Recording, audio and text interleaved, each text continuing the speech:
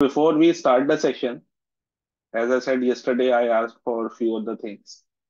Uh, can anybody quickly share what were the things that I asked for?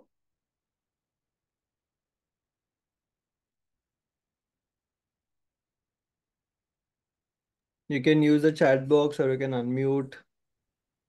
Yes, people can unmute also. That is also not an issue.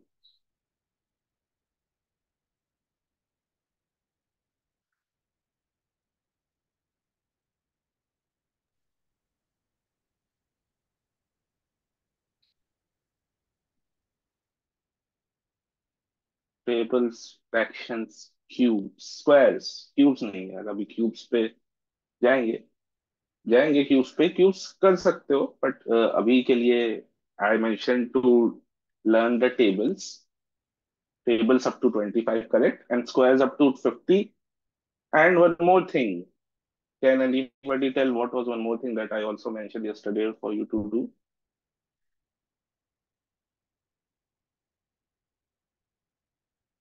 Uh, yes, tricks for squares 21 to 30 after 21 last digit. It's a repeat.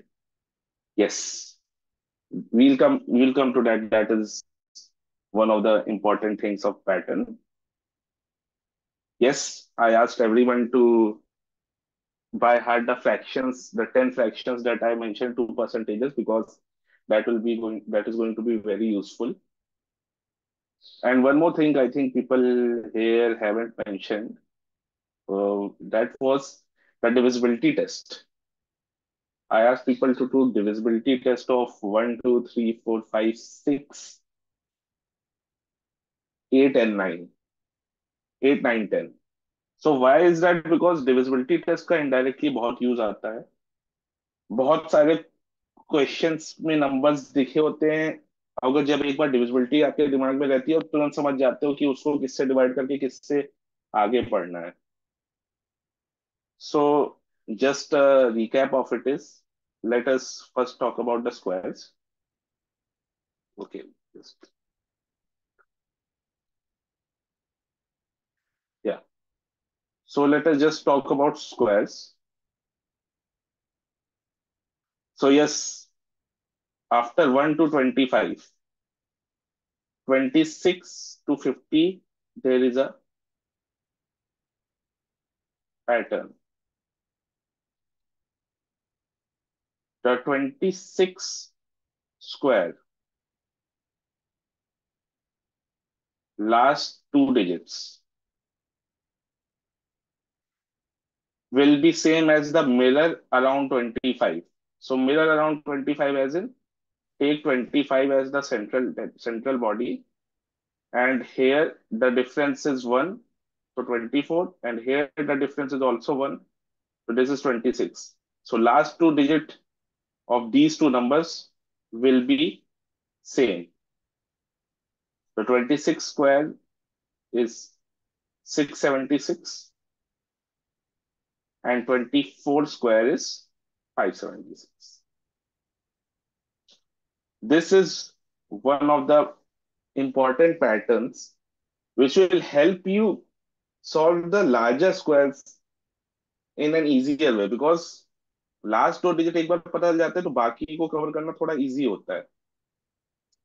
जैसे कि 44 square है अगर देखना हो तो 25 से इधर ये 19 आ गया 44, तो इसके लास्ट दो डिजिट 6 के होंगे, that is 36. So this is one essential pattern of squares. इसके अलावा भी स्क्वायर्स में काफी पैटर्न होते हैं, एंड इसके अलावा भी इसको और डेप्थ में कैसे याद किया जाता है उस पर हम लोग वर्किंग करेंगे, बट धीरे धीरे इंस्टिल करूंगा मैं बाकी चीजें कि बाकी स्क्वायर्स में किस तरीके से और मूवमेंट्स होता है. क्योंकि एक बार में अगर बहुत ज्यादा बता दिया है तो वो दिमाग में रिटेन नहीं होता.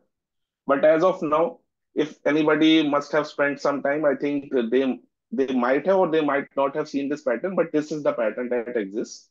that 25 के अराउंड अगर मिरर बनाया जाए तो जो लास्ट दो डिजिट हैं आगे उसके डिस्टेंस वाले, और जो लास्ट दो डिजिट उसके पीछे उतने डिस्टेंस वाले हैं, वो सेम रहते हैं स्क्वायर्स में. So I think people should make a note of that. This is very useful, and I think it's going to really help you. Maybe not directly, but indirectly, it will be so much helpful. You will not realize it, but it will only you will see its impact during the exams. Now, apart from this, I want to ask you, what was your learning yesterday? What was your major learning that you found? For those of the students who attended yesterday, what was the major learning part yesterday?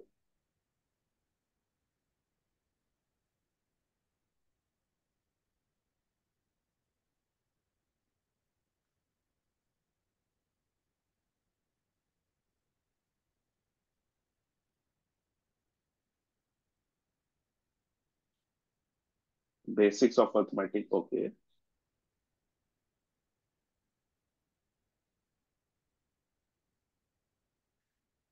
Not to fear gods. Yes. Yes, I am. I'm just asking for the general learnings.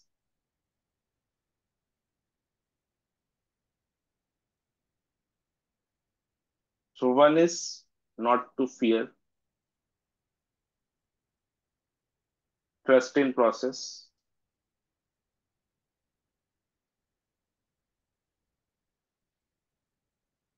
Basics are very important. We have to go from the basics because basics हमारे अगर strong नहीं होंगे तो फिर exam time पे वो एक चीज है जो हमारा मिस आउट होगी. And most of all, don't panic. ये चीज मत करना, चाहे जैसा भी परफॉर्मेंस हो. अच्छा, बोला, ग्रेट, डिसमल, एबिस्मल, तो ये सब जो वर्ड है इसका भी मीनिंग देख लेना. ये सब आते रहते हैं. तो चाहे जैसा भी परफॉर्मेंस हो, डोंट पैनिक. पैनिक बटन का टाइम वैसे तो कभी नहीं आना चाहिए, बट अभी तो बिल्कुल ही नहीं आना चाहिए, चाहे जैसा भी परफॉर्मेंस हो. एंड ग्रेजुअली, धीरे धीरे try to pick up on things. धीरे धीरे अपने फियर्स को कैप्चर करना स्टार्ट करो. धीरे धीरे चीजों को सीखना स्टार्ट करो. धीरे धीरे अपना टाइम इन्वेस्ट करना स्टार्ट करो. क्योंकि जब एक बार में सब आदमी बहुत कुछ करने लग जाता है तो बर्नआउट बहुत ज्यादा होता है. तो बर्नआउट को अवॉइड करना, जैसे कि हमने कल देखा था, कि बर्नआउट नहीं होना है हमको भी.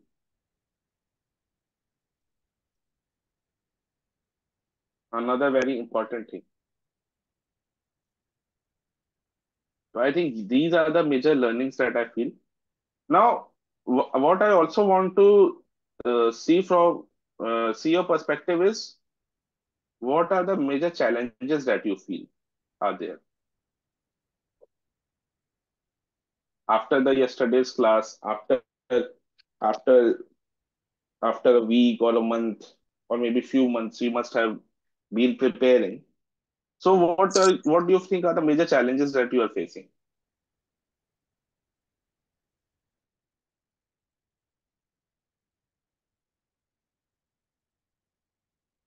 Okay, time management,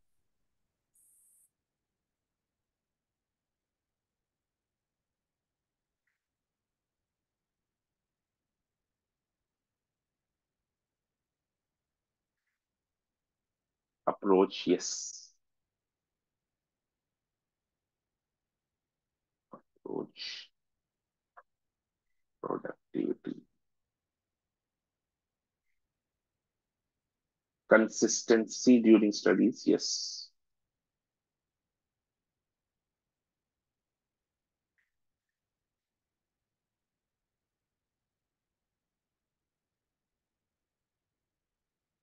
Yes, maintaining consistency.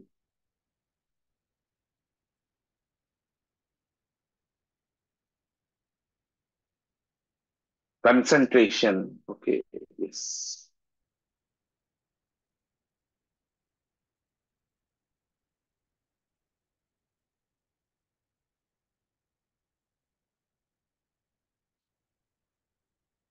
तो एक एक करके मैं सारे ये जो चीजें हैं उन पे टैकल करूंगा। Time management, speed, speed in calculations.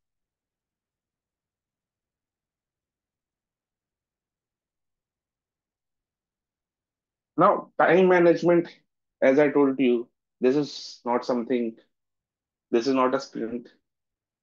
In sprint, you have to just do everything, everywhere, all at once. आपको तुरंत जल्दी से तैयार होना होता है, तुरंत जल्दी से भागना होता है, तुरंत जल्दी से पहुंचना होता है। This is a marathon. You have to work, you have to create an aim, you have to create goals. तो टाइम मैनेजमेंट में भी आपको गोल सेट करने पड़ेंगे कि मैं करंटली कितना टाइम मैनेज कर पा रहा हूँ। हो सकता है करंटली बिल्कुल टाइम ना मैनेज हो रहा हो, तो R max next goal will be 10% हम लोग अपना टाइम प्रॉपरली मैनेज करेंगे। Whether it be studies, whether it be solving question, whether it be investing time in learning new things. तो इनिशियली हमको एक गोल सेट करने हैं, 1 हफ्ते के, 2 हफ्ते के। लेकिन हमको किसी में भी ऐसे नहीं सेट करना है कि हम लोग पूरा टाइम मैनेज कर लेंगे अभी, कि हम लोग अब पूरा परफेक्शनिस्ट हो जाएंगे कि अब हमने कि कोई भी पैटर्न आए तो हम लोग अपना टाइम मैनेज कर ले। नहीं, हम लोग अभी से ग्रेजुअली इस पे आगे बढ़ेंगे। और टाइम मैनेजमेंट में अभी इश्यू आएगा, अभी थोड़े दिन तक इश्यू आएगा। लेकिन जैसे जैसे प्रैक्टिस करते रहोगे, मैंने अगेन सबके बोला, डेडिकेशन डेडिकेशन डेडिकेशन। जितना डेडिकेटेड रहोगे, जितनी प्रैक्टिस करोगे, उतना बेटर टाइम मैनेजमेंट होता जाएगा। बट बहुत ग्रेजुअल ग्रेजुअल प्रोसेस है। तो अभी उसके डिविडेंड्स तुरंत नहीं दिखेंगे, थोड़ा टाइम लगेगा, बट दिखना स्टार्ट हो जाएंगे। तो इसीलिए, as I said, trust in the process, and that will lead to better time management in future. Approach, approach तो यार अभी, अभी बहुत अच्छा टाइम है फ्लूइड रहने का। तो अभी मैं तो कहता हूँ सब लोग अलग अलग तरीके से अप्रोच करो, कि किस, नॉट ओनली क्या कहते हैं किस तरीके से हम लोग को प्रैक्टिस करनी है, बट किस तरीके से हम लोग को अपनी प्रिपरेशन करनी है। हम लोग कौन सी चीज को प्रेफरेंस देना चाहते हैं, इसी ने मैंने 3 ऑप्शंस भी कल क्या कहते हैं दिखाए थे, कि different different different different path में lead to the same destiny. Yesterday, those who may have missed out, I just showed that in 3 cases. In one case, a person was doing 160 question with 90% accuracy. In another case, a person was doing 80% question with 80% accuracy, 180 questions. And a third person was doing 200 questions with 72% accuracy, and all were getting 144 marks. So, approach, अभी मैं कहूँगा कोई ऐसे stringent नहीं होना है। हम लोग को अभी फ्लेक्सिबल रहना है, और जितना हम लोग अपनी क्या कहते हैं चीजें अप्रोच अपनी चेंज कर पाए अभी कर सकते हैं। तो this is a good news. तो अभी कैसे अप्रोच करना, उस पर फोकस करने के बजाय क्या क्या अप्रोच हम लोग ले सकते हैं, उस पर हम लोग को फोकस करना चाहिए। Productivity, productivity, consistency, these two things will only come with time.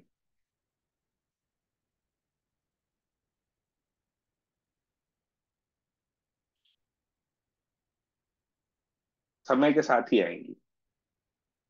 Productivity, consistency, ये कोई वो वाली चीज नहीं है कि अभी कोई इंट्यूटिवली हम लोग आगे बढ़ गए उसके बाद हमारे में बिल्ड हो गई। प्रोडक्टिविटी और कंसिस्टेंसी, सबको क्या कहते हैं प्रॉब्लम आती है।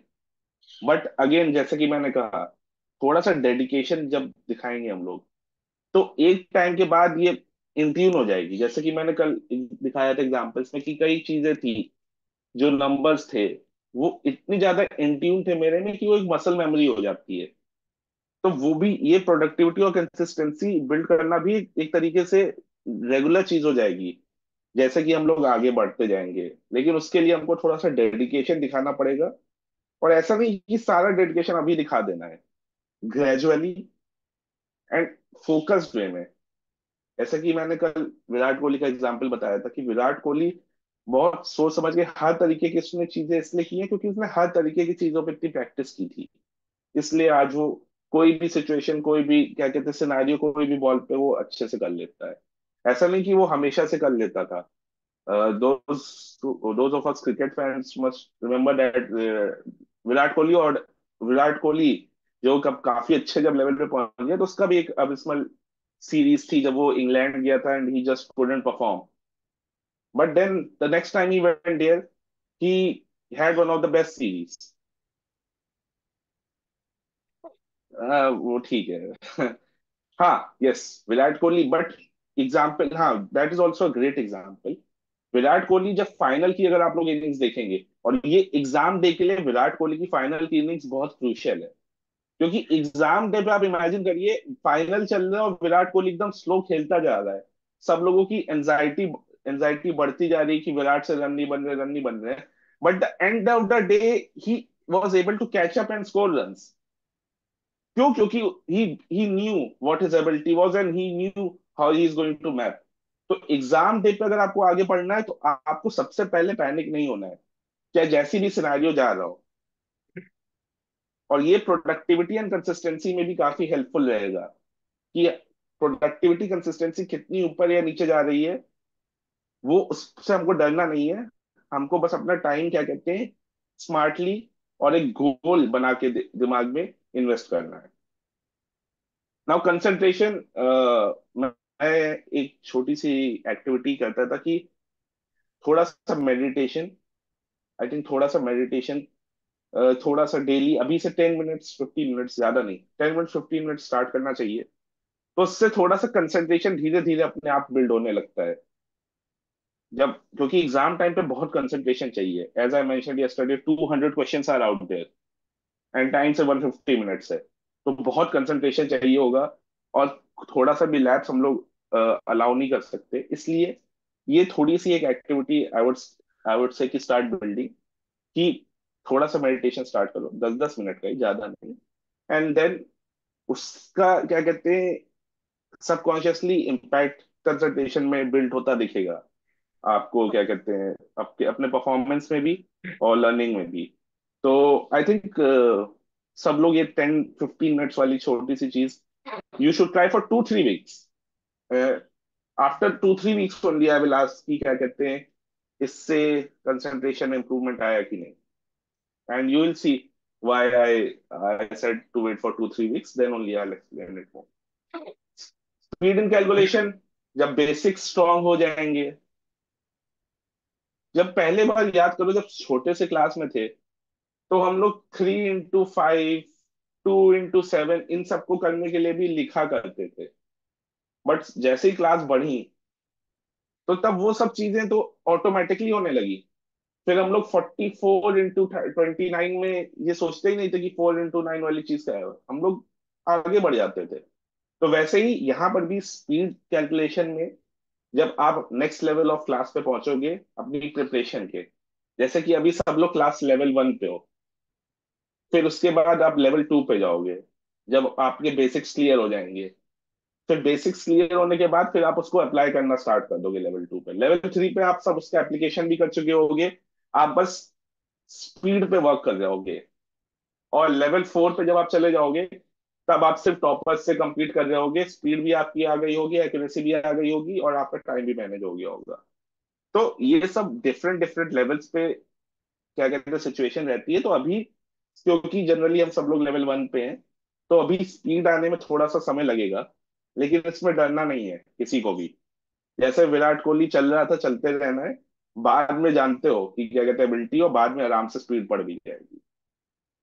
तो these were the small sort of ज्ञान before we go to our main topics. And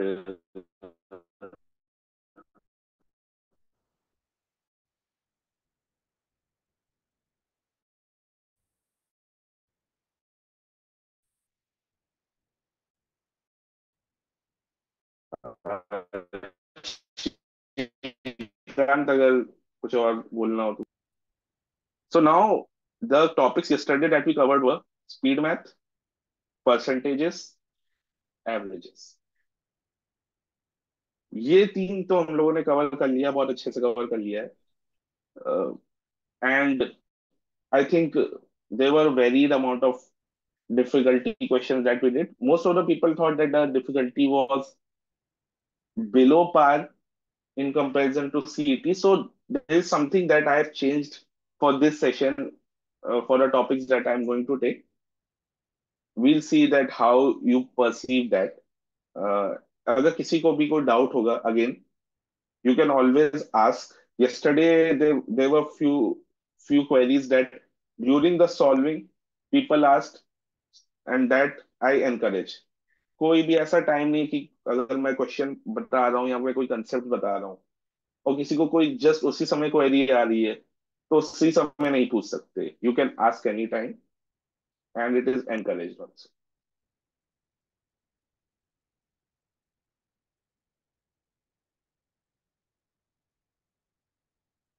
now today the topics that we are going to cover are mixtures and profit and loss. ये बहुत ही important topics हैं. बहुत ही important topics हैं. इन पे बहुत अच्छे अच्छे क्वेश्चंस आते हैं और बहुत ही स्मार्ट तरीके से वर्डिंग में इन दोनों में अगर जीतना है तो फोकस ऑन वर्डिंग.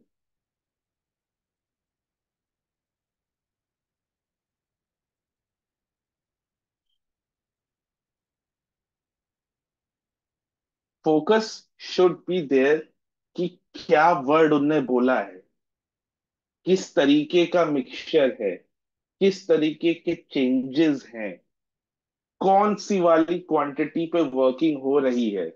ये बहुत तरीके से घुमाते हैं.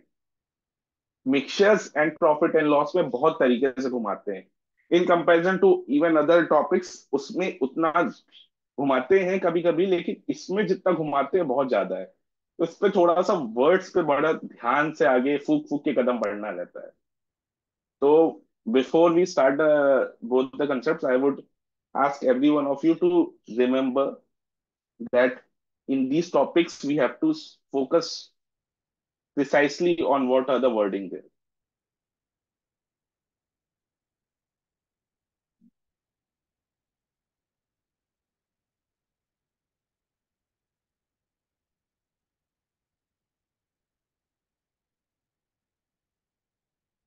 Just a second. Yes. So mixtures. कल हम लोगों ने देखा ही था कि एक weighted average sort of thing हमने देखी थी. तो यहाँ पर भी थोड़ा बहुत उसी के ही कंसेप्ट्स में आगे चीजें आती हैं. बट बेसिकली मिक्सचर क्या होता है?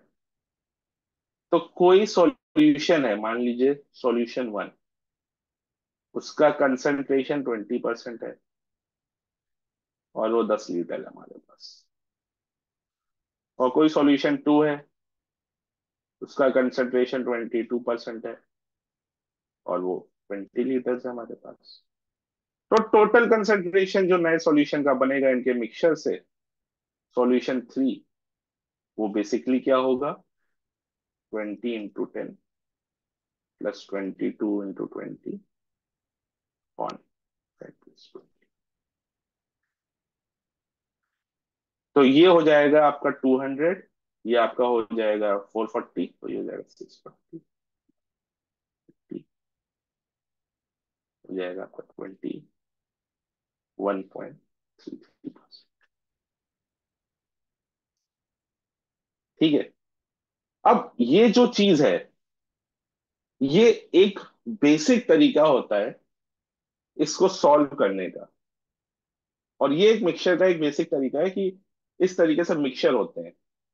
लेकिन मिक्सचर क्या हम लोग इसको और एफिशिएंटली कर सकते हैं?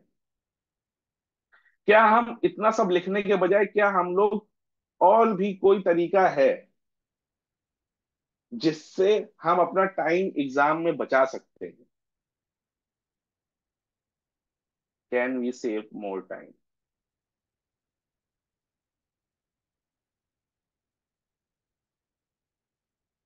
And energy? यस्टरडे अगर जो लोग हों जिनको याद होगा, तो मैंने बताया था कि हम लोग को इतने क्वेश्चंस करने होते हैं, तो हमें जब जब अपॉर्चुनिटी मिले टाइम सेव करने की, वो चाहे थोड़ा से ही 5-10 सेकंड का टाइम सेव हो रहा हो, तो भी वो बहुत इंपॉर्टेंट है, क्योंकि ब्रेन में उतना 5-10 सेकंड आपको कम एफर्ट डालना पड़ रहा है।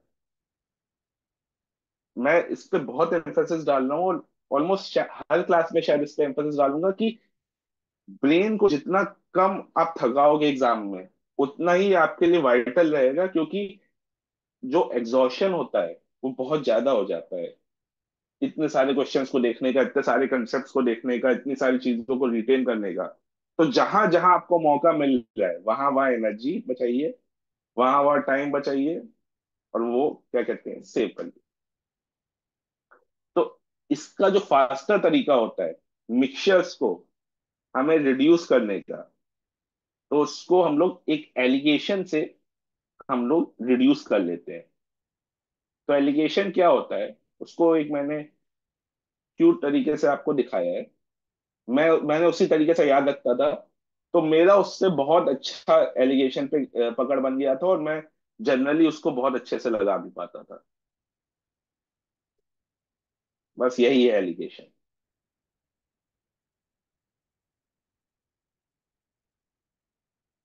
देख के क्या समझ में आ रहा है यहाँ पर?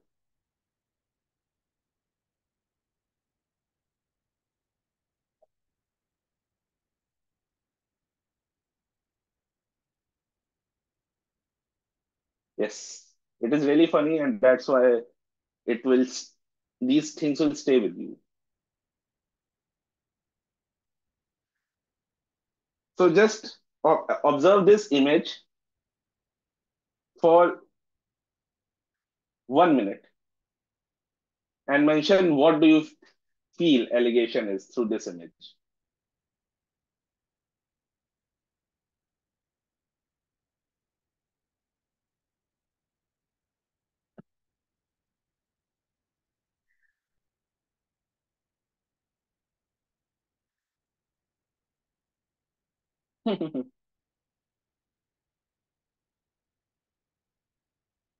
इसकी टोपी उसके sir, interchange and divide, exchange,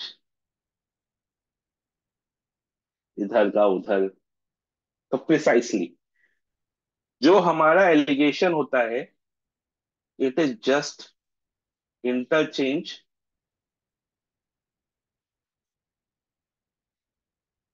and transform.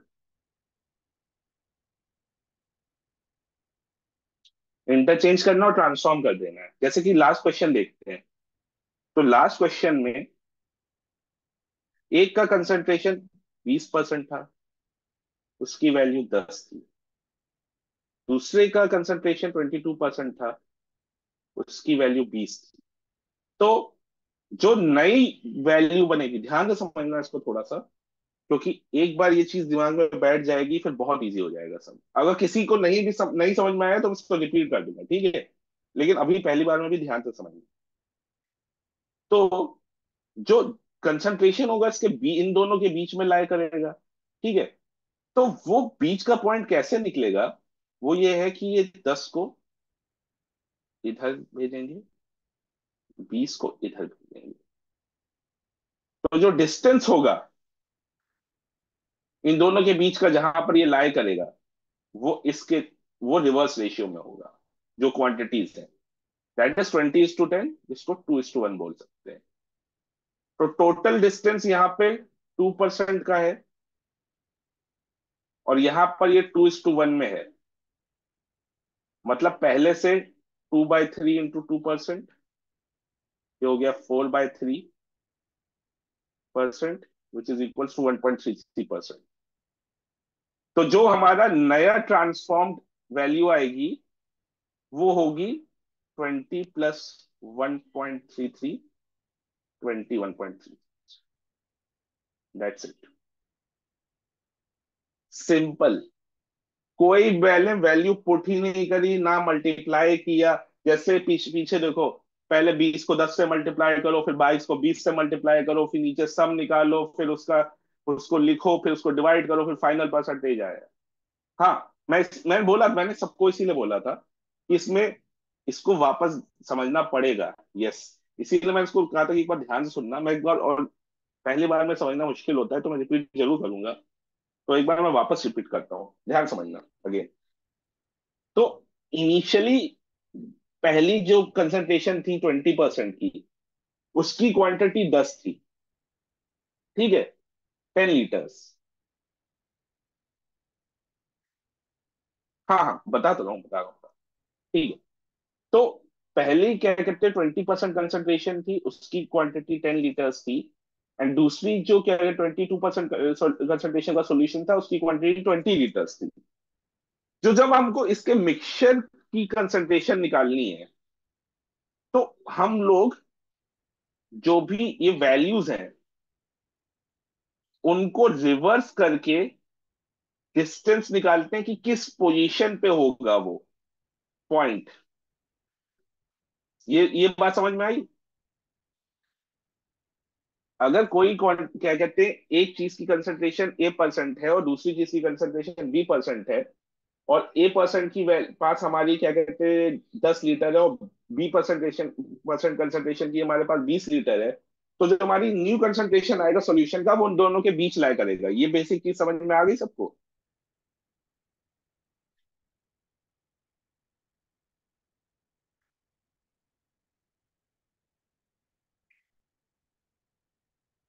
हाँ, ये बेसिक चीज समझ में आ गई। ठीक है।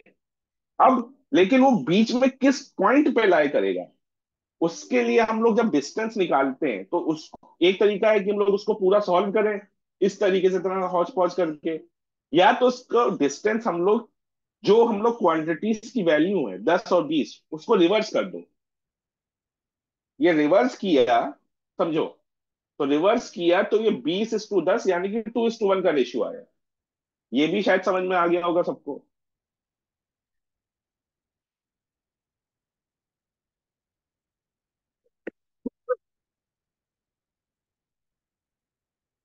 ठीक है। अब 2:1 का मतलब ही यही होता है। यहाँ पे जैसे कि 2/3 क्यों लिया था मैंने, चैताली ने पूछा था। तो 2/3 मैंने वो लिया था कि 2:1 को अगर हम लोग क्या कहते हैं वैल्यूज में डालते हैं रेशियो को, तो मतलब एक चीज 2/3 होती है और दूसरी चीज 1/3 होती है। करेक्ट? भाई अगर किसी चीज का 2:1 का रेशियो है, तो मान लीजिए उसको हम लोग 2x और 1x लिखते हैं, तो पहली की क्वांटिटी हमारे पास 2/3 होती है और दूसरी क्वांटिटी 1/3 होती है। ये चीज समझ में आई? हाँ। तो बस, तो ये 2/3 वहीं से ही आया है। और ये जो 2% है, ये टोटल डिस्टेंस था दोनों के बीच में। जो दोनों के बीच में था, ये टोटल डिस्टेंस था कि 20% पहले सॉल्यूशन का कंसंट्रेशन और फाइनल सॉल्यूशन का कंसंट्रेशन, उसके बीच में टोटल गैप 2% का था। तो 2/3 को जब हम लोग 2% से हम लोग मल्टीप्लाई करेंगे, तो हमारा जो परसेंटेज कंसंट्रेशन आएगा, वो उतने ही गैप में आगे होगा 20 से। ठीक है।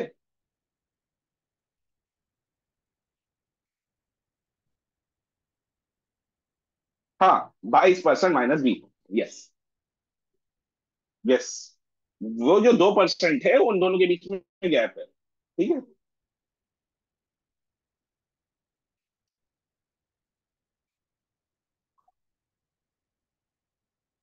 तो बस उस तरीके से हम लोग गैप निकाल लेंगे, और फिर उसको हम लोग ट्रांसफॉर्म कर देंगे इंटरचेंज करके, और फिर परसेंटेज हमारा आ जाएगा। हाँ, y2/3 नॉट 1/3, गुड। 1/3 भी कर लेते हैं। अगर हम लोग यहां पर पीछे जाते हैं एक बार। हाँ। तो यहां पर अगर हम लोग इससे 1/3 लेते हैं, ठीक है, इंटू 2% करते हैं, तो 1/3 ऑफ 2% होता है 0.67। तो अगर 1/3 लेंगे मतलब ये 22 से पीछे 0.67% होगा। तो हमारा जो कंसंट्रेशन आएगा वो होगा 22% minus 0.67%, which is again equal to 21 point. समझे? हम लोग उधर से भी जा सकते हैं, हम लोग इधर से भी जा सकते हैं, लेकिन उधर से जाने में नेगेटिव होता है। तो मैंने जैसे कल भी हम लोगों ने क्या कहते हैं डिस्कशन किया था, और उसमें मैंने बताया था कि हम लोग कोशिश करते हैं कि जितना भी हम लोग पॉजिटिव पे वर्किंग कर सके उतना पॉजिटिव पे वर्किंग करना है। इसलिए मैं पीछे से आगे जाता हूँ हमेशा, क्योंकि वहां पे पॉजिटिव रहता है। समझ गए लोग? आई थिंक यहाँ पे ये चीज समझना बहुत जरूरी है, क्योंकि एक बार ये समझ गए, फिर एग्जाम में जो कॉम्पिटिटिव एज मिलेगा इस ग्रुप को, वो बहुतों के पास नहीं होगा, क्योंकि वो इस तरीके से नहीं सोचते। वो एलिगेशन समझ लेते हैं, याद कर लेते हैं, बट एग्जाम डे पे वो लंबा लंबा ही लिखते हैं। हम लोग लंबा लंबा नहीं करेंगे, ये बैच में कोई भी एग्जाम में लंबा लंबा पेजेस नहीं भरेगा।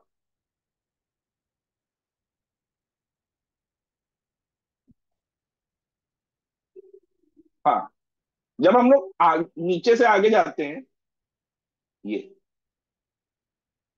तब ये प्लस में जाएगा, और जब इधर से यहां जाएंगे तो माइनस में जाएगा। क्योंकि सेंस है, मतलब समझ लो कि कोई चीज दो चीजों के बीच में लाई करती है, तो जो चीज नीचे है, ये एक टेक्निक है। फॉर्मूला में इसको मैं इसलिए अभी नहीं बता रहा हूँ।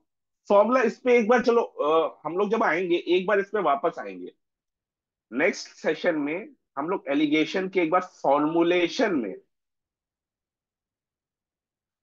ठीक है, इसको नोट कर लेना, एलिगेशन के फॉर्मुलेशन पे हम लोग वापस आएंगे। मैं भी सिर्फ इसको एज अ टेक्निक तुमको बता रहा हूँ, क्योंकि फॉर्मूला बता दिया तो तुम लोग थोड़ा सा फिर ये इधर से उधर, इधर से इधर उसको करने में थोड़ा सा फंसना फील करोगे। हाँ, हमेशा मतलब सिंपल सी चीज है। ठीक है, मान लो तुम्हारे क्लास में 15 बच्चे हैं, ठीक है, जिनकी हाइट 4 फुट है, और 10 बच्चे हैं जिनकी हाइट 5 फुट है। तो जो क्या कहते हैं मिक्स, इन लोगों के ग्रुप के मिक्सचर से जो क्या कहते हैं हाइट बनेगी, कलेक्टिव जो क्या कहते हैं इस ग्रुप से जो एवरेज हाइट बनेगी, वो इन दोनों के बीच में लाई करेगी। ये समझे सब? तो वैसे ही अगर क्या कहते हैं एक एक सॉल्यूशन का कंसंट्रेशन अगर 20 है और दूसरे सॉल्यूशन का कंसंट्रेशन अगर 22 है, तो वो कितने भी वैल्यू में कैसे भी डिस्ट्रीब्यूटेड हो, जो फाइनल कंसंट्रेशन होगा उसके बीच में ही लाई करेगा। और वो किस पॉइंट पे लाई करेगा वो हम लोग एलिगेशन से देख लेंगे।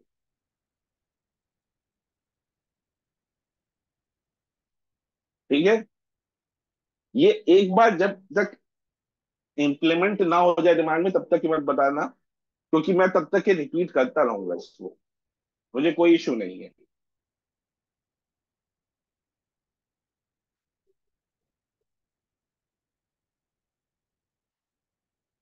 ठीक है, एक एक बार 1 मिनट सब लोग आराम से शांति से इसको समझ लो और सोच लो।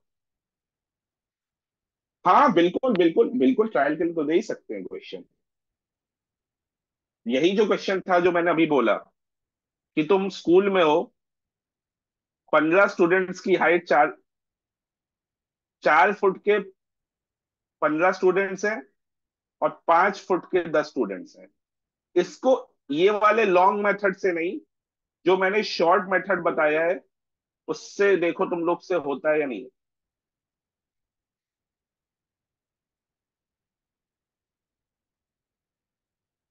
सब लोग ट्राई करो एक बार, कि जो मैंने एलिगेशन वाला तरीका बताया उससे बन रहा है या नहीं।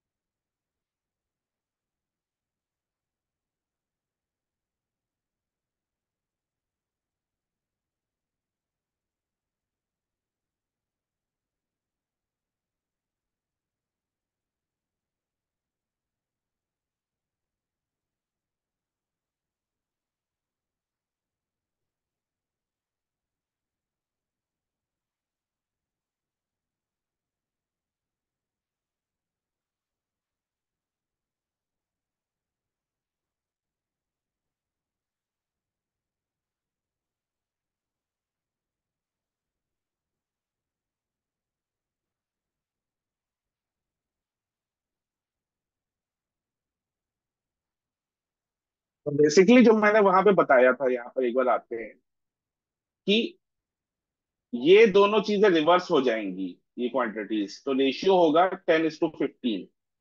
दोनों को 5 से हटा दो तो 2:3।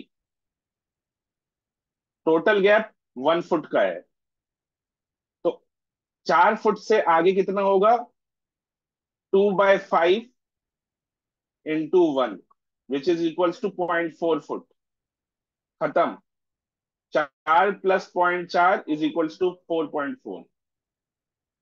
खत्म, सॉल्व। कुछ करना ही नहीं है, मेहनत कौन करे इतना बैठ के।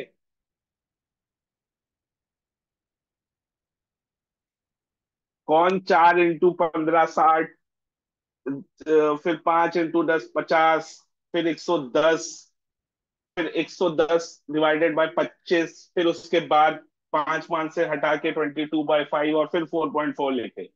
ऐसे ही हो गया ना तुम्हें?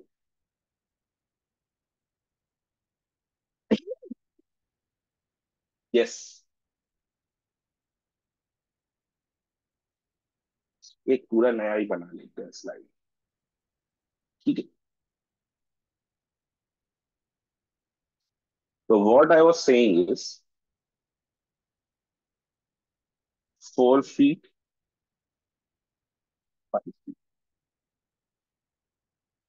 15 10 एलिगेशन किया, तो रेशियो उल्टा होगा, 10:15। कॉमन दोनों में 5 है, तो रेशियो को जितना सिंप्लीफाई कर पाए उतना सिंप्लीफाई किया जाता है, तो 2:3। ठीक है। टोटल गैप इनके बीच में डिफरेंस क्या है? 1 फुट। ठीक। तो हमारा जो मिक्सचर से जो फाइनल क्या कहते हैं एवरेज निकलेगा, वो क्या होगा? ये 2/2 + 3 × 1, which is equals to 2/5 × 1, which is equals to 0.4 foot. तो ये 0.4 फुट इस पे वर्किंग करके आया है, तो 4 + 0.4 foot is equals to 4.4 foot.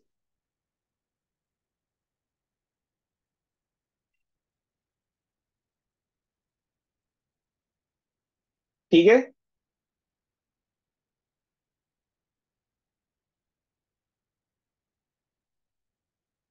किसी को भी कोई भी इशू हो या कोई भी चीज हो, तो पूछते रहना, और कुछ कुछ लगे कि हाँ कभी भी लगे। Of the topic what will difference for this example? Weighted average and alligations. Weighted average का थोड़ा सा सिंप्लीफाई करके इजीली करने का तरीका एलिगेशन होता है।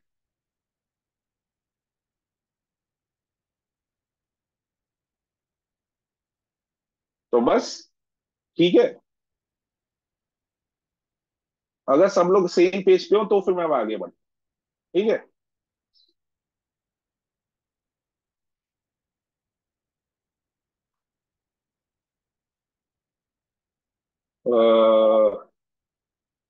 जिन लोग को भी अभी भी एरर आ रहा है समझने में, ठीक है, वो एक बार मैं अभी जब क्वेश्चंस पे जाता हूँ, हाँ, मैं एक बार क्वेश्चंस पे जाता हूँ और वहां पे फिर से ये कंसेप्ट को लगाता हूँ, और एक और बार एकदम धीरे धीरे इन कंसेप्ट को वर्क कराऊंगा एलिगेशन के। अगर फिर भी नहीं समझ में आए तो बताना।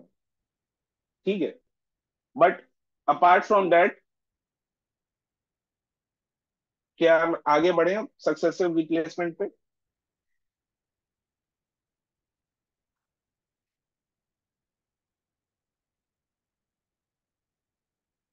ठीक है।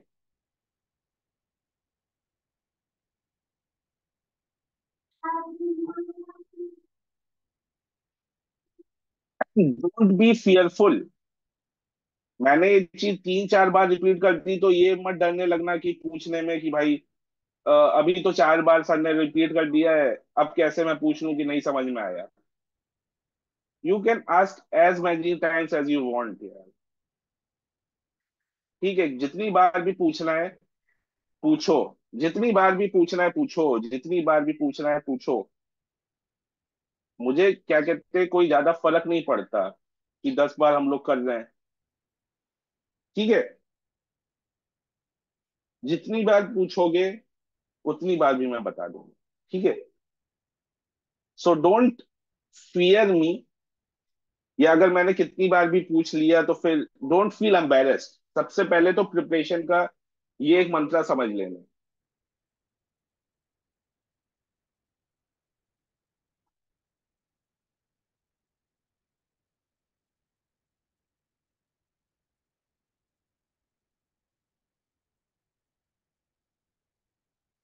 जो लोग एम्बेरसमेंट फील करते हैं वो धीरे धीरे फेलियर की तरफ ही बढ़ रहे हैं।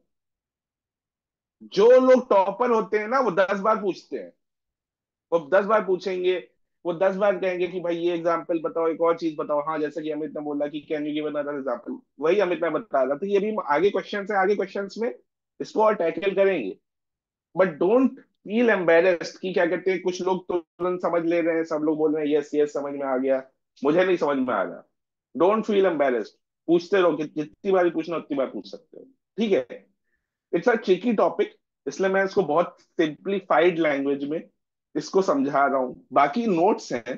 ठीक है, एक चीज मैं और बताऊंगा, इसके बाद मैं एक और बार समझाऊंगा। ठीक है, उसके बाद टीटीपी पोर्टल में इसके नोट्स भी हैं, उसको भी पढ़ लेना, फिर वो भी पढ़ना, फिर जो मैंने बताया है वो तरीके से उसको समझना। उसके बाद भी नहीं समझ में आएगा तो हम लोग इसके फॉर्मुलेशन पे और सिंप्लीफाइड तरीके से कि क्या हम लोग उसकी जगह वेटेड एवरेज ही यूज करें, उन सब पे भी आराम से हम लोग वर्किंग करेंगे, सब चीजों पे वर्किंग करेंगे। ठीक है, कोई भी पॉइंट यहाँ पे छूटा छोड़ा नहीं जाएगा। ठीक है, तो अब हम लोग आगे सक्सेसिव रिप्लेसमेंट पे वर्किंग करेंगे।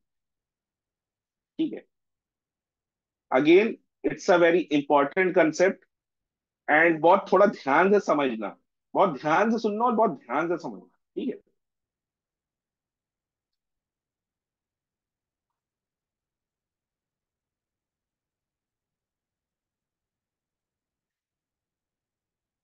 I have 20 liters of water.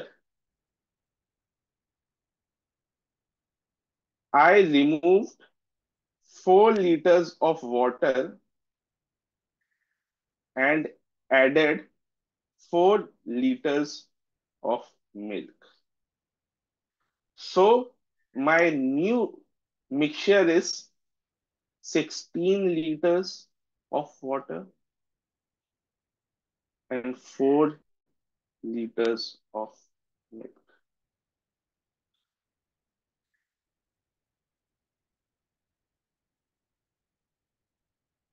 16 liters of water and 4 liters of milk. ठीक है, now the question says this process is repeated x times. ठीक है, तो ये जो x टाइम्स का रिपीटिशन ऑफ प्रोसेस होता है इसी को ही हम लोग सक्सेसिव रिप्लेसमेंट बोलते हैं।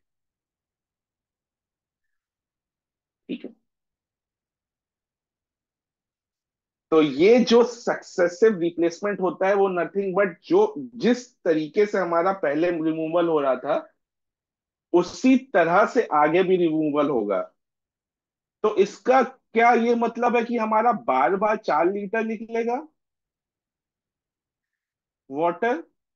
नो, उसी रेशियो में निकलेगा जितना इनिशियल रेशियो में निकला। ठीक है, तो अगर हम लोग देखें पहले से रेशियो में तो हमारा 1/5 वाटर जा रहा है। ध्यान समझना, ध्यान से समझना, और मैं रिपीट भी करूंगा तो फिर क्या कहते हैं, डरना मत रिपीटिशन पूछने के लिए, लेकिन पहली बार में थोड़ा ध्यान से समझना। तो इनिशियली हमारा 1/5 वाटर वॉज गोइंग आउट। ठीक है, इसका मतलब हमारा रिमेनिंग था 4/5 वाटर। अब 4/5 वाटर हमारा रिमेनिंग था। ठीक है, इसको भी एक बार स्लाइड निकाल के दिखाता हूँ। हाँ, ठीक है। तो अब हम लोग कहाँ तक आए हैं? हाँ, ये हमारा 4 bye,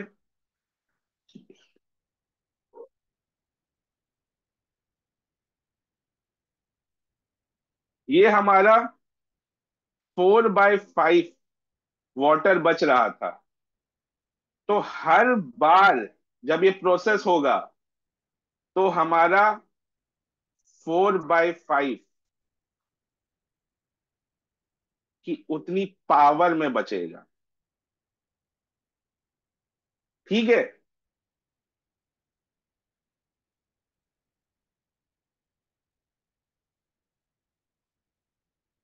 where n is equals to number of times total process takes place. ठीक है। तो पहली बार अगर 4/5 है और ये प्रोसेस को 2 और बार रिपीट किया जा रहा है, तो n की वैल्यू बताओ कितनी होगी?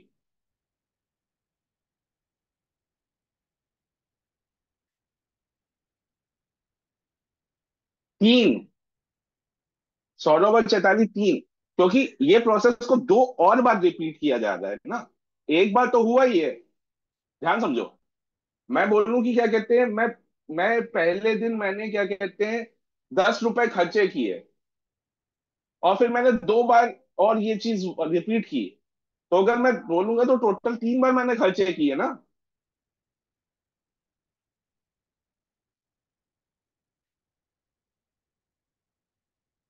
तो 2 बार। नहीं नहीं सर, नहीं नहीं सौरभ, वहां पर ध्यान से सुनो। मैं बोल रहा हूं कि this process is repeated 2 more times। The process is repeated 2 more times। मैं सिंपल तुमसे एक चीज बोलता हूँ। मैंने आज 10, हाँ वही ना, this process is repeated 2 more times। मैंने आज 10 रुपए खर्चे किए, और फिर मैंने ये चीज 2 बार और रिपीट की, तो टोटल मैंने ये चीज 3 बार करी ना। सो जो हमारा फाइनल वाटर का कंसंट्रेशन रिमेनिंग होगा वो हो जाएगा 4/5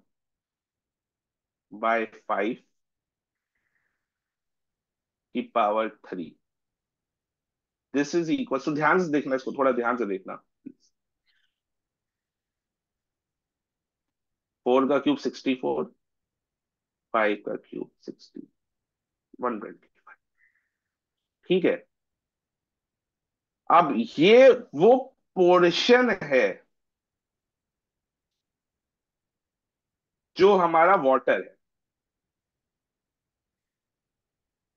और याद रखना कि जब हम लोग किसी चीज को ऐसे फ्रैक्शन में लिखते हैं, तो रिमेनिंग जो पोर्शन होता है दूसरी चीज का, वो होता है denominator minus numerator upon denominator, which is equals to 61/120। यानी कि 61/125 अब हमारा मिल्क आ गया है, और वाटर हमारा अब 64/25 बचा है। तो अगर कोई मिल्क इज टू वाटर का अब रेशियो पूछेगा, तो वो हो जाएगा 61/64। ये होता है सक्सेसिव रिप्लेसमेंट। ये कितने लोगों को समझ में आया और कितने लोगों को रिपीट चाहिए, बताओ?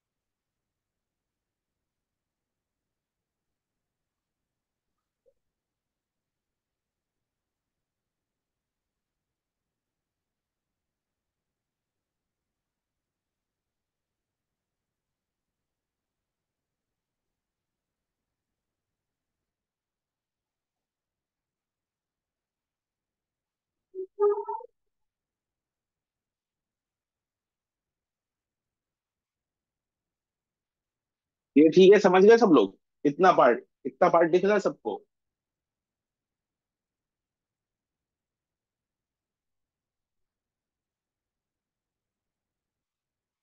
आई थिंक यू हैव टू, जो लोग क्या कहते हैं रिपीट का पूछे हैं, मेरा बस सिर्फ एक छोटा सा ask यही है, फिर मैं जब मैं रिपीट करूं तो फिर वो हर एक स्टेप को देख के तुरंत क्या कहते हैं बताते हैं, ताकि एटलीस्ट उससे क्या हो कि हम लोग बहुत ज्यादा स्लो ना चले जाएं। ठीक है?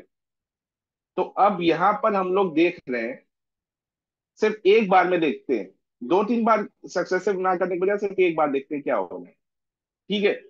तो यहाँ पर हमारी क्वांटिटी वाटर 16/20 हो जा रही है।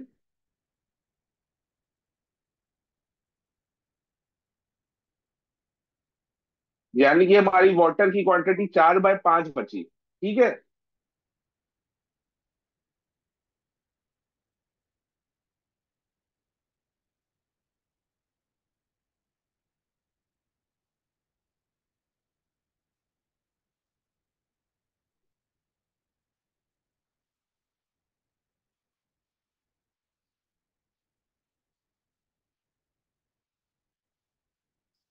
ये चीज जो मैंने लिखी है इतनी, ये समझ में आ रही है?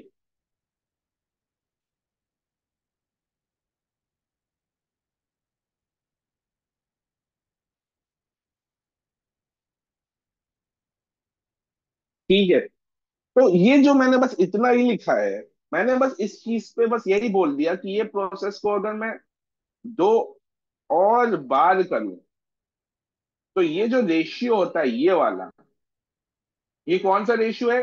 जो, ये हम लोग हमेशा उसी रेशियो पे वर्किंग करते हैं जो हमारी ओरिजिनल चीज दी गई थी।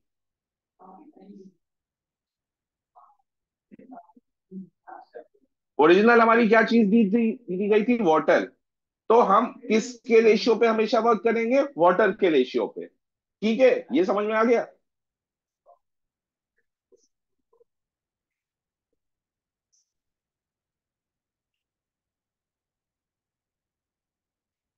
हाँ, तो बस अब यहाँ पे मैंने सिंपली यही बोला कि ये 4/5 अभी बन रहा है, तो दो बार और अगर इसको मैं कर दूंगा तो 4/5 की पावर 3, ये 64/125 बन जाएगा।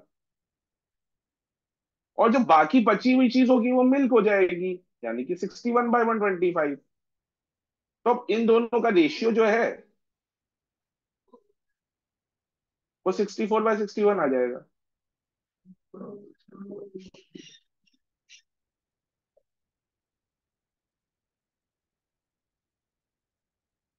यस।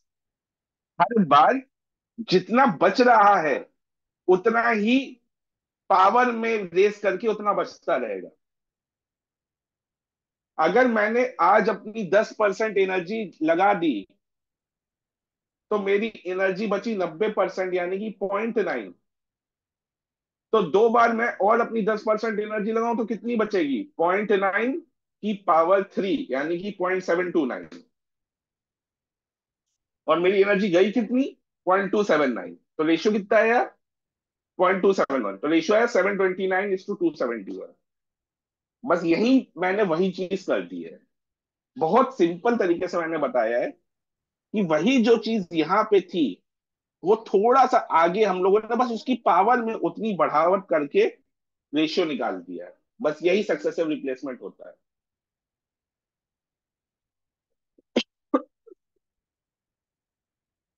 ठीक है? हाँ, पहले हम लोग को ये देखना है कि कितना बच रहा है, और उसको रेशियो के फॉर्म में लिखना है, और उसी पे ही पावर लगा देनी है, बस खत्म। ठीक है, सिंपल।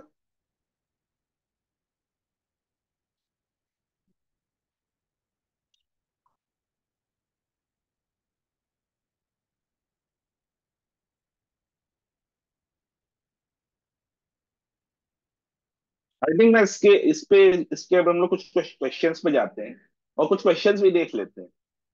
तो मे भी क्या कहते हैं, वहां से थोड़ी और क्लैरिटी बिल्ड होगी। एंड मैं ये एक चीज सबको, ये एक चीज एक्टिविटी बोलता हूँ कि ये सब कुछ पढ़ने के बाद एक बार अपने नोट्स को भी गो थ्रू कर लेना। क्योंकि नोट्स को डायरेक्टली गो थ्रू करोगे तो क्या कहते हैं, बिल्कुल नहीं समझ में आएगा, और सिर्फ ये चीज समझ लोगे तो भी कुछ वर्क नहीं करेगा, दोनों करना पड़ेगा। तो लेकिन मैं पहले अगर तुम्हारा बेस अच्छे से सेट कर दूंगा ये सब चीजें ऐसे समझा के, तो नोट्स तुम्हें चीज सही समझा समझ में आएगी। ठीक है। तो इसको सारे क्या कहते हैं चीजें देखने के बाद एक बार अपने नोट्स को भी देख लेना, तो तुमको बहुत अच्छे समझ में आएगा कि क्या चीज पे वर्किंग थी और अब हम लोग कितना तेजी से आगे बढ़ गए। ठीक है। तो क्वेश्चंस पे जाऊं मैं आगे अभी।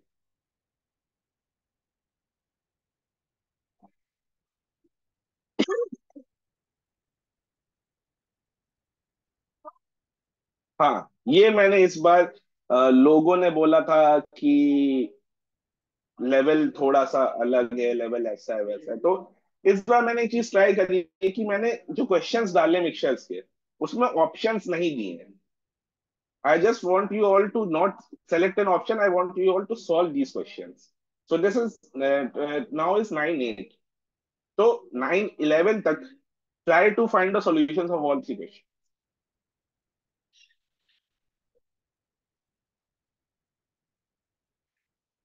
पजल तीनों सॉल्व करो, उसके बाद बताना।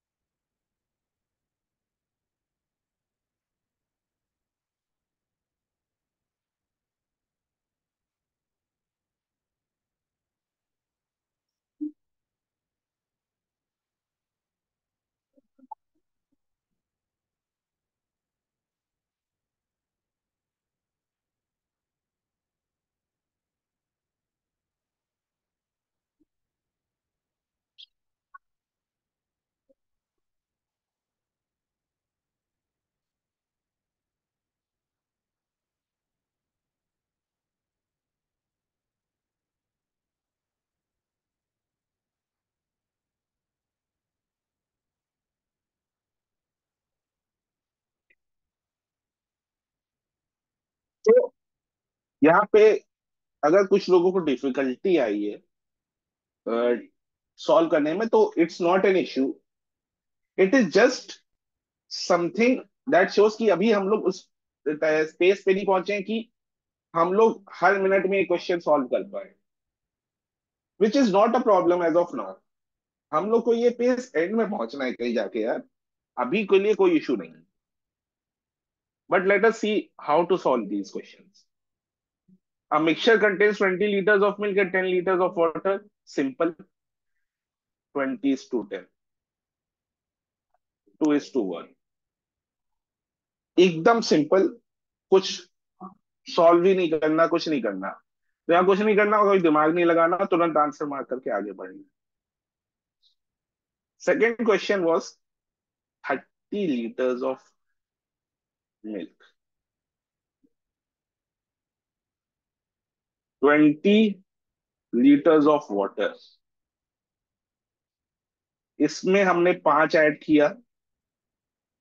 ये इस तरीके से ऐसे जब भी रेशियो आए ना, तो ऐसे बाइफरकेट करके चलते रहना, एक जगह से और दूसरी जगह में एक लाइन बना लेना, ताकि वर्किंग थोड़ी इजी होती है। तो 30 + 5 35 हो गया, और 20 + 10 30 हो गया। तो 35 और 30 में 5 कॉमन हो गया, तो 7:6। ये हमारा रेशियो है। ये भी एकदम फेयर स्ट्रेट फॉरवर्ड था। ये वाले को करने में एक थोड़ा सा स्मार्ट तरीका होगा। ठीक है।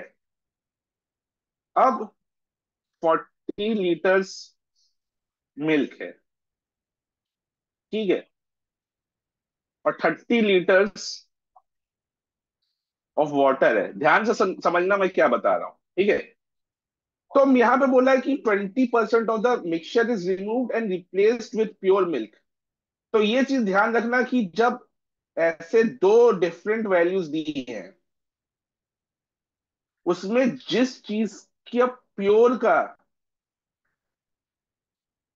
एडिशन होता है, उस पे हम कोई वर्किंग नहीं करते।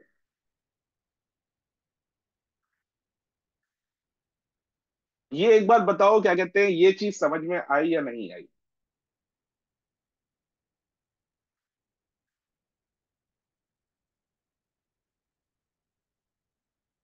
जैसे कि हम लोगों ने, अगर जिन लोगों ने पिछला क्वेश्चन भी फॉलो किया हो, तो जो चीज हमारी ऐड हो रही होती है नई, उस पे हम लोग कोई वर्किंग नहीं करते। हमारी प्योर सिर्फ और सिर्फ वर्किंग सिर्फ रिमूवल वाले पार्ट पे होती है।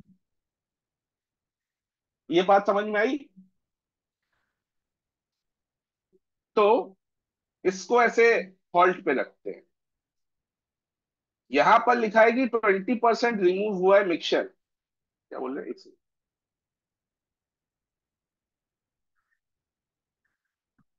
ठीक है। तो यहां पर हम लोगों ने देखा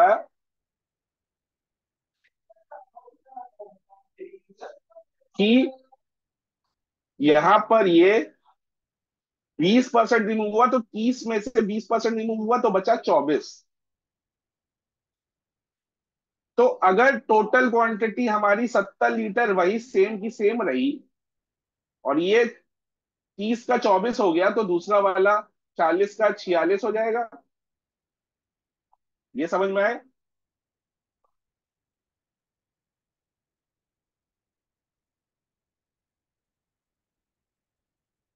ये समझ में आया सबको?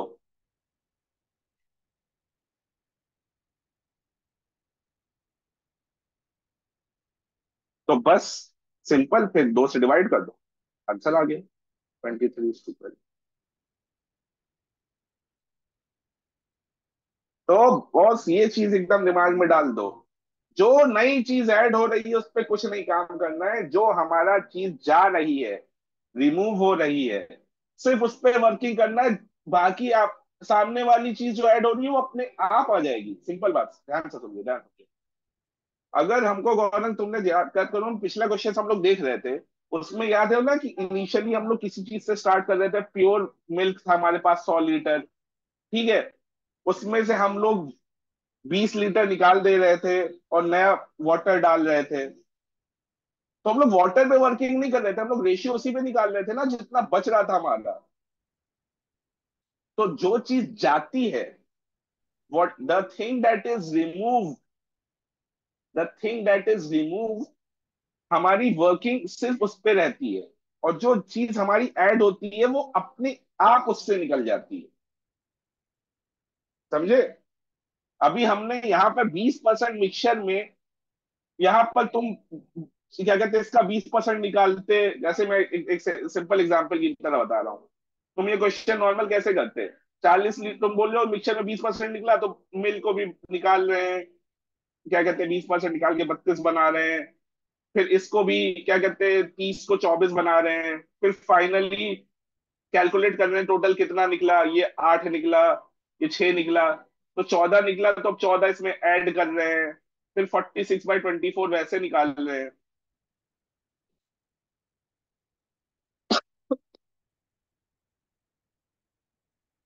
मैं इसको एक बार क्या कहते हैं, मिक्सचर वाले टॉपिक पे एक बार मैं कल वापस आऊंगा। मिक्सचर वाले टॉपिक पे मैं समझ रहा हूँ कि थोड़ा सा अभी एम्फोसिस चाहिए, तो उनका वो थर्ड वाला क्वेश्चन है, हम लोग उस पर आएंगे, एक बार वापस आएंगे, उस टाइप के क्वेश्चंस पे भी वापस आएंगे। लेकिन अभी क्योंकि काफी क्वेश्चंस और काफी पार्ट कवर करना है, तो अभी के लिए हम लोग उसको थोड़ा सा हॉल्ट पे रख रहे हैं। ठीक है।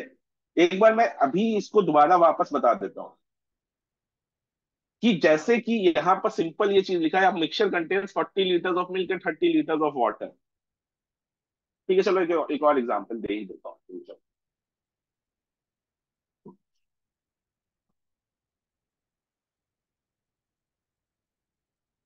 तो यहाँ पर हमने दिया है 50 litres of water, 20 litres of milk. एक नया एग्जाम्पल है। ठीक है। मैं बोल रहा हूँ 20% of mixture is removed and replaced with water. तो जब हम लोग जो चीज रिप्लेस होती है या जो चीज ऐड होती है जो चीज, उस पे हम कोई वर्किंग नहीं करते हैं। जो चीज ऐड होती है उस पे हम लोग कोई वर्किंग नहीं करते हैं। हमारी सिर्फ और सिर्फ वर्किंग होती है, हमारी वर्किंग सिर्फ और सिर्फ उस चीज पे होती है जो हमारी चीज जा रही है। तो यहां पर इसको हॉल्ट पे रखते हैं, इसका 20% निकालते हैं मिल्क का। तो मिल्क 20% कम हो गया, यहाँ पे 16 बचा। तो इसका मतलब है वाटर हमारा 54 हो जाएगा। तो इसका मतलब हमारा रेशियो से 2 से डिवाइड करो, 27। ये रेशियो। ठीक है, समझ गए?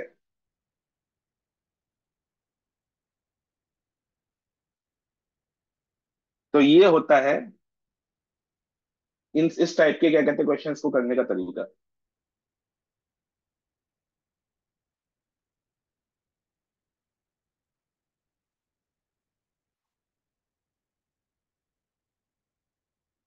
हम्म।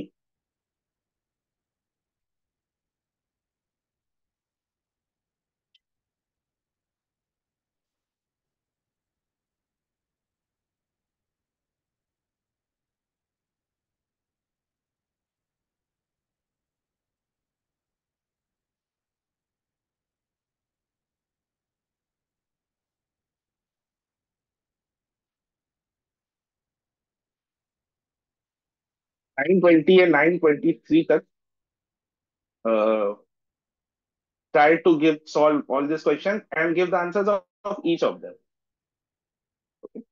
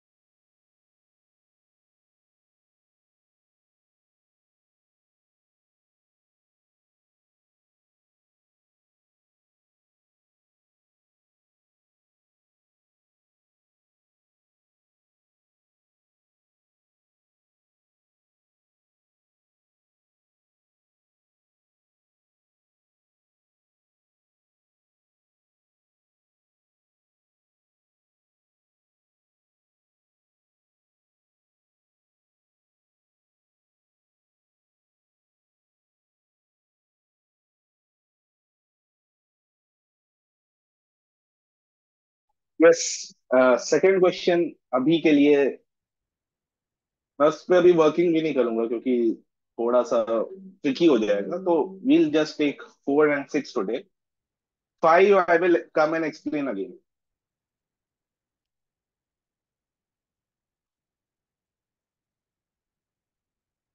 इसको अभी के लिए आप हॉल्ट पे रख सकते हो. ठीक है, इसको आप अभी हॉल्ट पे रख सकते हो, थोड़ा सा ट्रिकी है. We will come back to it. Will come back to it. 5 को अभी के लिए हॉल्ट पे रखो, अभी से 4 और 6 क्वेश्चन है.